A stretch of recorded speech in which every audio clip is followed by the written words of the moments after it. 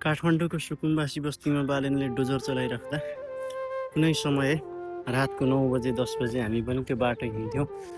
त्यो सुकुम्बासी बस्तीसँगको हाम्रो पनि सम्बन्ध गाढा थियो, सम्बन्ध थियो, जुन कहिले पनि बिर्सने छैन, बिर्सन सकिँदैन।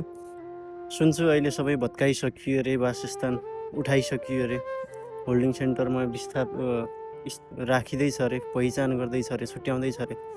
आशा छ बालेन सरकारले राम्रोसँग निष्पक्ष ढङ्गले छुट्याउनेछ र राम्रोसँग व्यवस्थापन दीर्घकालीन व्यवस्थापन गर्नेछ र गर्नुपर्छ।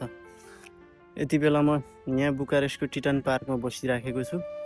टक्क यहाँनिर बसेर चाहिँ यो यसरी हेरिराख्दाखेरि